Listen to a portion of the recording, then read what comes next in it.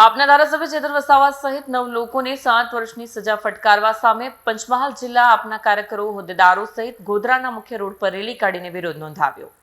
ગુજરાત વિધાનસભાના અપક્ષ ધારાસભ્ય ચેતર વસાવા સહિત 9 લોકો સામે કોર્ટ દ્વારા 7 વર્ષની સજા ફટકારવામાં આવી। તેની સામે ગુજરાતભરમાં વિરોધ પ્રદર્શન કરવામાં આવ્યા। તેના ભાગરૂપે આજે પંચમહાલ જિલ્લામાં આપ કાર્યકર્તા અને હોદ્દેદારો દ્વારા ગોધરાના લાલબાગ ટેકરીથી લઈ ગોધરાના મુખ્ય રોડ ઉપર વિશાળ રેલી યોજી જેલ के ताले टूटेंगे चेतरभाई छूटेंगे नारा नाखीने विरोध प्रदर्शन कर्યું।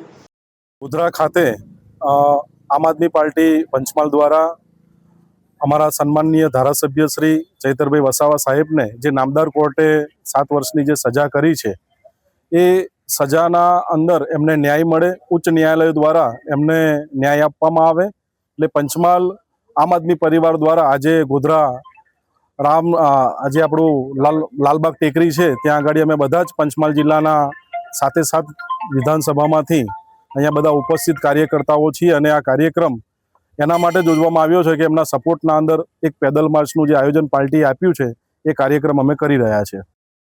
અમે પદયાત્રા ચૈતરભાઈના સપોર્ટમાં યોજી રહ્યા છીએ। માન્ય ધારાસભ્ય અને લડાયક નેતા, ખરેખર ગુજરાતમાં એક એવો નેતા છે કે જેને ખરેખર આખી ગુજરાતની સમગ્ર પ્રજા ચાહી રહી છે, ત્યારે એ ભવિષ્યમાં આગળ ન વધે અને સાથે સાથે આમ આદમી પાર્ટી પણ આગળ ન વધે એ માટે ઈરાદાપૂર્વક ચૈતરભાઈ સામેનો કેસ ચલાવવામાં આવ્યો છે। ચૈતરભાઈનો સામેનો કેસ એટલો 2.5 વર્ષમાં એટલો જલ્દી ચલાયો છે અને છેલ્લા 2 મહિનાની મુદતો જો તો 26 મુદતો છે।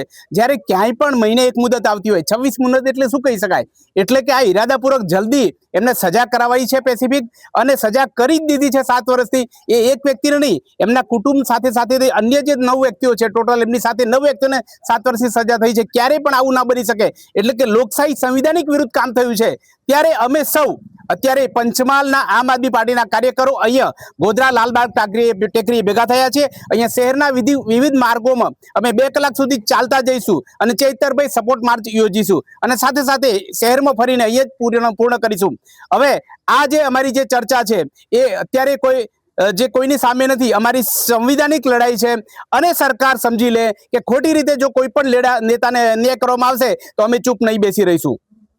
વિડીયો જર્નાલિસ્ટ સિરાજ જરગાલ સાથે સત્યા ટીવી ન્યૂઝ ગોધરા।